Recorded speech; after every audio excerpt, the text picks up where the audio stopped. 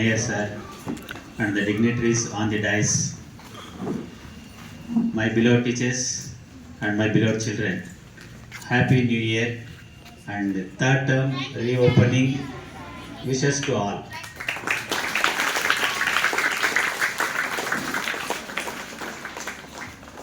ஓசூர் ஒன்றியத்தில் நடைபெற்று கொண்டிருக்கின்ற பள்ளிகளில் வேடர் பள்ளி ஒரு சிறப்பான பள்ளி என்பது அனைவருக்கும் தெரிந்த உண்மை.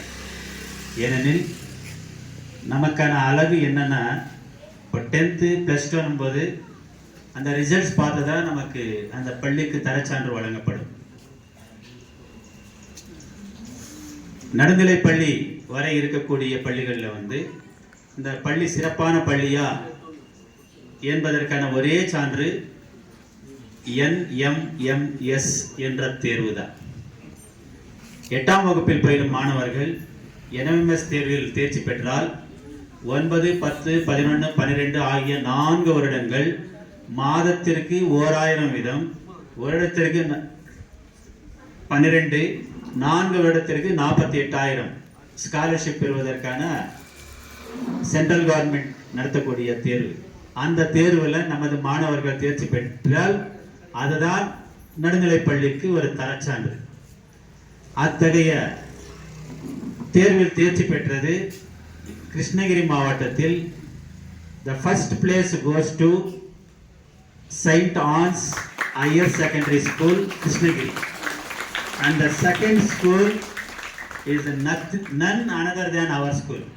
நம்ம பள்ளி மட்டும்தான் உயர்நிலை பள்ளி மேல்நிலை பள்ளிகளோடு போட்டி போட்டு மாவட்டத்தில் 2வது இடத்தை பெற்றிருக்கின்ற பள்ளி என்ற முறையில் இந்த பள்ளிக்கு எனது தனிப்பட்ட பாராட்டுகளையும் ஆசிரியர்களுக்கும் பாராட்டுகளை தெரிவித்துக் கொண்டு மாணவர்களுக்கும் பாராட்டுகள். இந்த ஆண்டில் அதிகமான மாணவர்கள் நமது பள்ளியில் தேர்ச்சி பெற வேண்டும் என்று உங்களை வேண்டி அதற்கு ஏற்ற ஆசிரியர்கள் 6, 7, 8ஆம் வகுப்பில் போதிக்கக்கூடிய ஆசிரியர்கள் எல்லாம் உரிய முயற்சி எடுத்து அவர் மாணவர்களுக்கு பயிற்சி அளித்து கண்டிப்பாக வேடர் பள்ளி should stand first in this NMS examination in the district என்றதுதான் எங்களுடைய வேண்டுகோள். உங்களுக்கும் ஒரு அடையாளம். Definitely I hope the teachers will definitely fulfill our desire. அது மட்டுமன்றி இன்று முதல் வகுப்பு மாணவர்களுக்கு 4 செட் சீருடை மற்றும் அனைத்து மாணவர்களுக்கு 8ஆம் வகுப்பு தவிர்த்து அனைத்து மாணவர்களுக்கும் 3ஆம் பருவ பாட புத்தகம், அனைத்து மாணவர்களுக்கு 1 முதல் 8ஆம் வகுப்பு வரை நோட்டு புத்தகங்கள் எல்லாம் பள்ளி திறக்கின்ற முதல் நாளிலேயே சேர்ந்து அடைய வேண்டும் என்ற குறிக்கோளுடன் நமது மாண்புமிகு முதலமைச்சர் அவர்களும் கல்வி அமைச்சர் அவர்களும் அவர்களுடைய அறிவுரைகளுக்கு இணங்க எல்லா மாணவர்களுக்கும் ஒசூர் ஒன்றியத்தில் இருக்கக்கூடிய 134 பள்ளிகளில் இன்று அனைத்து மாணவர்களுக்கும் இந்த அனைத்து பொருட்களும் விநியோகிக்கப்பட்டது. தாங்களும் நமது மதிப்பிற்குரிய போற்றுதலுக்குரிய மேயர் மற்றும் மண்டல அலுவலர் ரவி சார் அவர்கள் மற்றும் மேடையில் இருக்கக்கூடிய அனைத்து நல்லுணங்களுடைய பொற்கரங்களால் வழங்கப்பட்டுள்ளது மற்றற்ற மகிழ்ச்சி அளிக்கின்றது. அனைத்து மாணவர்களும் நன்றாக பயின்று இந்த பள்ளி மென்மேலும் வெற்றிகள் பெற என்னுடைய வாழ்த்துக்களை தெரிவித்துக் கொள்கிறேன். நன்றி, வாழ்த்துக்கள், பாராட்டுக்கள் அனைவரும். வட்டார கல்வி அலுவலர் சில நல்ல அறிவுரைகள் வழங்கியுள்ளார். ஐயாக்கு நன்றி தெரிவித்துக் கொண்டு நம்ம சிறப்பாக ஒசூர் ஒன்றியத்தில் அதாவது கார்பரேஷன் 45 வார்டுகள் முன்னேற்றக்காகவும் மக்கள் முன்னேற்றக்காகவும் அரசு என்ன திட்டங்கள் வழங்கினால் உடனே அந்த திட்டங்களை பள்ளிகளுக்கும் அதாவது பள்ளிகளுக்கும் அனைத்து வீடுகளுக்கும் அந்த திட்டங்களை சேர்த்து சிறப்பாக பணியாற்றி வரும் மதிப்புக்குரிய மேயர் சார் சத்யா சார் அவர்களை 2 வார்த்தைகள் பேச வேண்டும் என்று அனைவரும் சார்பாக அன்போடு அழைக்கிறோம். மாநகராட்சி நடுநிலை பள்ளியில் நடைபெற்றுக் கொண்டிருக்கின்ற இந்த நல்ல நிகழ்ச்சிக்கு தலைமையேற்று அமர்ந்திருக்கின்ற இந்த பள்ளியினுடைய தலைமை ஆசிரியர் மரியாதைக்குரிய அன்பு சகோதரர் பொன் கணேஷ் அவர்களே, எனக்கு முன்னாலே பல கருத்துக்களை எல்லாம் பேசி அமர்ந்திருக்கின்ற பல நல்ல கருத்துக்களை பேசி இந்த பள்ளியினுடைய மாணவ செல்வங்களுடைய எதிர்காலத்தை பற்றியும் இந்த பள்ளியினுடைய வளர்ச்சிகளை பற்றியும் தெளிவாக பேசி அமர்ந்திருக்கின்ற வட்டார வளர்ச்சி அலுவலர் மரியாதைக்குரிய அன்பு சகோதரர் அண்ணையா அவர்களே, மற்றும் எங்களோட வருகை புரிந்து அமர்ந்திருக்கின்ற மண்டல குழு தலைவர் மரியாதைக்குரிய ரவி அவர்களே, மற்றும் பிடிஎனோட தலைவரும் எங்கள் இயக்கத்தினுடைய வார்டு கழக செயலாளருமான அன்பு சகோதரர் முனிகிருஷ்ணன் அவர்களே, மற்றும் இந்த நிலத்தை இந்த பள்ளிக்கு தானமாக வழங்கி அமர்ந்திருக்கின்ற நம்முடைய அன்பு சகோதரர் அண்ணன் வீராரெட்டி அவர்களே, மற்றும் இங்கே மேடையில் இருக்கின்ற சந்திரலேகா அவர்களே, தேவராஜ் அவர்களே, சிவா அவர்களே, பள்ளி மேலாண்மை குழு தலைவி அவர்களே, மற்றும் ஆசிரியர் பெருமக்களே, வருகை புரிந்திருக்கின்ற பத்திரிகை துறை சார்ந்தவர்களே, மற்றும் என்னுடைய பள்ளி மாணவர் எங்களோடு தொடர்ந்து பயணித்துக் கொண்டிருக்கின்ற நம்முடைய இந்த பள்ளியினுடைய ஆசிரியர் பெரியசாமி அவர்களே, மற்றும் சிவா மாதப்பன் அவர்களே, சரஸ்வதி அவர்களே, ஆனந்தையா அவர்களே, மஞ்சுநாத் அவர்களே, சுரேஷ் அவர்களே, இருபால் ஆசிரியர் பெருமக்களே, நம்முடைய மாணவ செல்வங்களே, உங்கள் அத்தனை பேருக்கும் என்னுடைய காலை வணக்கத்தினையும் புத்தாண்டு வாழ்த்துக்களையும் தெரிவித்துக் கொண்டு எனக்கு என்னுடைய வாழ்த்துக்களையும் இந்த நேரத்திலே முன்கூட்டியே நான் பதிவு செய்து உங்கள் அனைவரையும் பார்க்கின்ற பொழுது, ஒரு பள்ளிக்கு செல்கின்ற பொழுதுதான், பள்ளி நிகழ்ச்சியிலே கலந்து கொள்கின்ற பொழுதுதான் நம்முடைய நாடு, இந்த சமுதாயம் வருங்காலத்திலே எப்படி இருக்கும் என்பதை இந்த இடத்திலே நாம் உணர முடியும். உதாரணத்துக்கு உங்களுடைய பள்ளியினுடைய தலைமை ஆசிரியர் அவர்கள் ஒவ்வொரு மாணவனையும் பெயர் விட்டு அழைக்கின்ற பொழுது அவன் எந்த இடத்தை சார்ந்தவன், எந்த பகுதியை சார்ந்தவன், அவன் என்ன திறமை உள்ளவன் என்று ஒருத்தரையும் குறிப்பிட்டு இங்கே 900 மாணவர்கள் படிக்கின்றார்கள். இந்த 900 மாணவரையும் அவர் நேரடியாக அறிந்து வைத்திருக்கிறார் என்று சொன்னால் மாணவர்களுக்கும் ஆசிரியர்களுக்கும் இருக்கின்ற ஒரு உறவை இது காட்டுகிறது.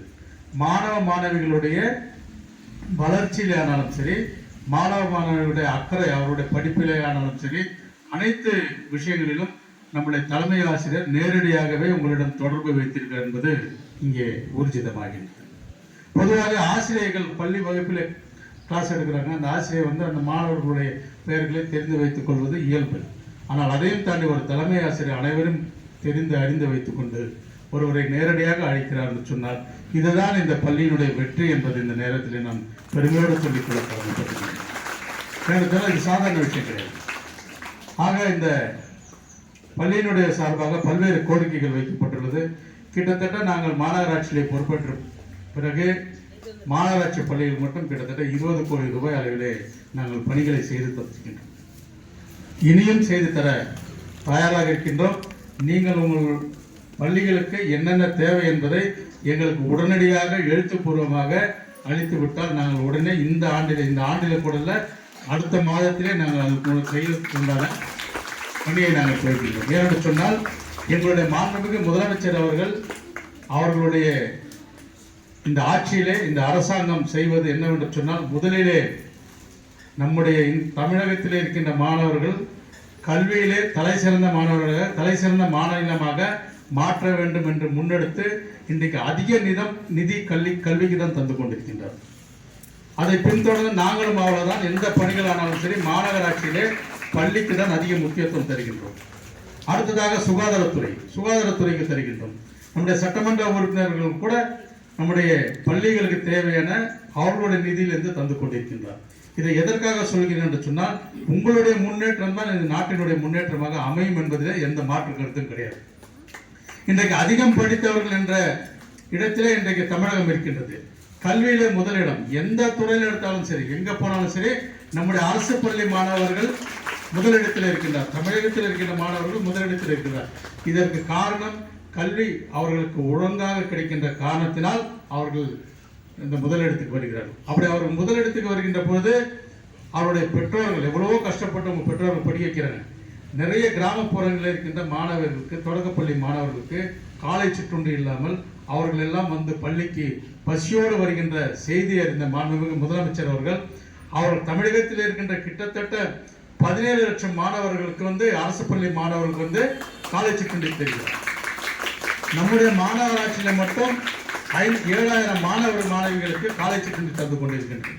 இன்றைக்கு அதையும் தாண்டி அரசு உதவி பெறுகின்ற பள்ளிகள் கூட காலை சிற்றுண்டி தருகிறோம் என்ற திட்டத்தை இன்றைக்கு அறிவித்து இன்றைக்கு பல லட்சம் மாணவிகள் அந்த திட்டத்தில் பயன்பெறுகிறார்கள். இதையெல்லாம் எதற்காக செய்கிறார் என்று சொன்னால் உங்களுடைய நலனை கருதி. ஒருவேளை இல்லாமல் போயிடக்கூடாது, பெற்றோர்கள் கூட இந்த பசங்களுக்கு சாப்பாடு கூட போட முடியும், நாம் எதுக்கு பள்ளிக்கு அனுப்புகிறோம் என்ற ஒரு சிந்தனை அவர்கள் எண்ணத்திலே வந்துவிடக் கூடாதுன்றதுக்காக தான் இது போன்ற விஷயங்கள் எல்லாம் நம்முடைய மாண்புமிகு முதலமைச்சர் அவர்கள் செய்கிறார்.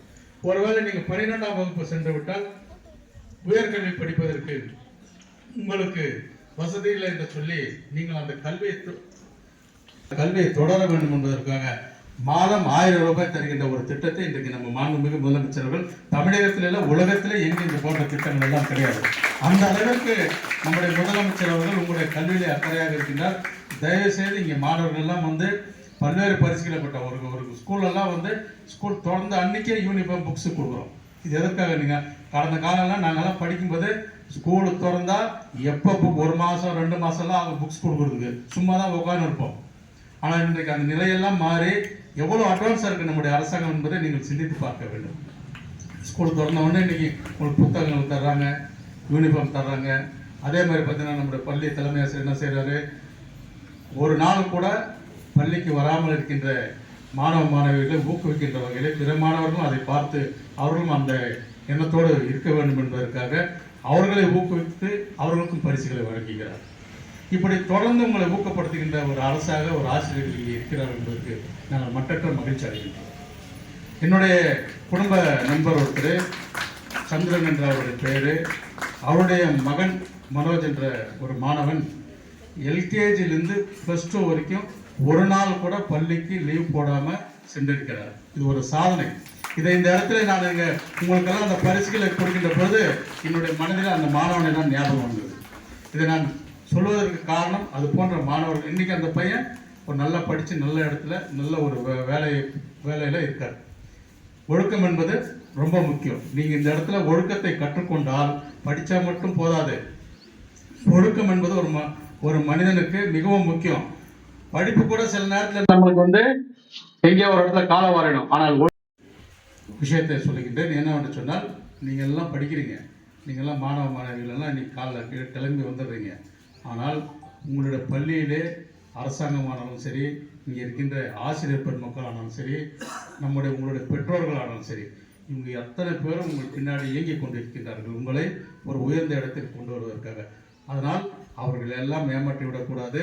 அந்த வகையில் நீங்கள் செய்ய வேண்டியதெல்லாம் பள்ளியில் ஒழுக்கத்தோடு மாணவர்கள் நீங்கள் படித்து முன்னேறி இந்த பள்ளிக்கும் இந்த ஆசிரியர்களுக்கும் அதே போல் உங்களுடைய பெற்றோர்களுக்கும் பெருமை சேர்க்கின்றவர்களாக நீங்கள் வர வேண்டும் என்று இந்த நேரத்தில் நான் விரும்பி கேட்டுக்கொள்கிறேன். இங்கே இருக்கின்ற நம்முடைய மாண்புமிகு முதலமைச்சர்கள் பள்ளி குழந்தைகள் தான் செஞ்சாங்க, மற்றவங்கெல்லாம் செய்யலான்ற ஒரு எண்ணம் உங்களுக்கு வரத்தணும். ஆனால் இன்றைக்கு ஓய்வூதிய திட்டம் ஆசிரியர்களுக்கு அரசு பணியாளர்கள் 23 ஆண்டு காலமாக போராடி கொண்டிருக்கின்ற வேளையிலே இன்றைக்கு அந்த ஓய்வூதிய திட்டத்தை இன்றைக்கு ஆசிரியர்களுக்கும் அரசு பணியாளர்களுக்கும் நம்முடைய மாண்புமிகு முதலமைச்சர் அவர்கள் அறிவித்திருக்கிறார் என்று சொன்னால் அவர் சொன்ன ஒரே ஒரு விஷயம் தான் இந்த இடத்துல ஞாபகம் வருது. என்னை பொறுத்தவரை எனக்கு அனைவரும் சமம். இது திராவிட மாடல் ஆட்சி.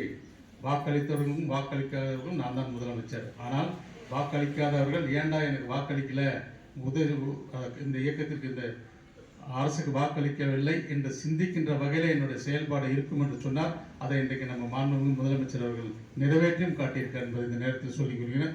அதே மாதிரி என்னுடைய ஒரு சின்ன கோரிக்கை, ஆனால் வீராரெட்டி அவர்கள் தான் இந்த பள்ளிக்கு இந்த இடத்தை தந்தார் என்று இங்கே இருக்கின்ற அத்தனை பேருக்கும் தெரியும். ஆனால் இது இந்த இடத்தை தருகின்ற பொழுது அந்த இடம் ஒருவர் தருகிறார் என்று சொன்னால் அந்த பள்ளிக்கு அவர்கள் பெயரை வைக்க வேண்டும் என்ற ஒரு நிலை இருக்கின்றது. அதை கரெக்டாக எனக்கும் தெரியல, ஆனால் வைக்கலாம்னு நினைக்கிறேன். அதை நம்முடைய வட்டார வளர்ச்சி அலுவலர் அவர்கள் எல்லாம் அரசுக்கு எடுத்து சென்று இந்த பள்ளிக்கு அவர்களுடைய பெயரை வைக்க வேண்டும் என்று நான் இந்த நேரத்தில் விரும்பி கேட்டுக்கொண்டு இந்த பகுதியில் இருக்கின்ற கோரிக்கைகளும் நாங்கள் நிறைவேற்றி தெரிவிக்கிறோம். நீங்கள் படித்து நன்றாக வளர வேண்டும் என்று சொல்லி இந்த நல்ல வாய்ப்பிற்கு நன்றி கூறி விடைபெறுகிறேன். நன்றி, வணக்கம். அவர்கள் நிறைய கருத்துகள் பள்ளி மாணவர்கள் முன்னேற்றத்துக்கு நிறைய கருத்துக்கள் வழங்கியுள்ளார். கண்டிப்பாக அதான் சார் சொன்னது, நம்ம ஸ்கூல் மோட்டோவே அதே sir, very good discipline, very good education. நல்ல சார் சொன்ன மாதிரி நல்ல ஒழுக்கம் இருந்தால் நல்ல கல்வி வரும். நல்ல கல்வி வந்துச்சுன்னா பணம் தானே வரும். அதுக்குதான் பேசிக் ஃபவுண்டேஷன். நல்ல ஒபீடியண்டா நீங்க நல்ல டிசிப்ளின் கத்துட்டு நல்ல கல்வியை வந்து கத்துட்டீங்கன்னா பணம் அதே தேடி வந்துடும். ஐயாவுக்கு நன்றி தெரிவித்துக் கொண்டு